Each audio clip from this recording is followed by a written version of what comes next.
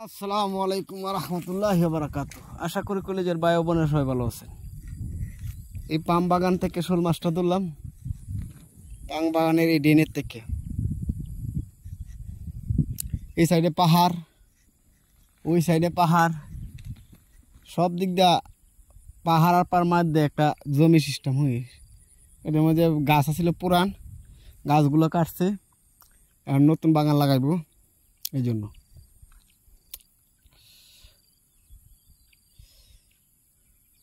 এই যে মাছ আছে অনেকগুলা, দেখি বাজাইতে পারিনি। আদারটা পারছি, মাগুর মাছগুলা ফুট করতেছে প্রচুর, যদি মাগুর মাছ একটা বাজাই না। এই যে একটা পারছি, এবার বলে টান দিছিল, বাজাইতে পারিনি। ওই জায়গায় পারছি, ওই জায়গায় মাগুর প্রচুর। এই যে আদার মাগুর আলে কই, বড় বড় কই, তো ধরতে দেরি লাগে। ওকে, সবাই ভালো থাকবেন। ভিডিওটা ভালো লাগলে চ্যানেলটাকে সাবস্ক্রাইব ফলো করবেন। আসসালামু আলাইকুম। আশা করি কলেজের ভাই বোনের সবাই ভালো থাকবেন।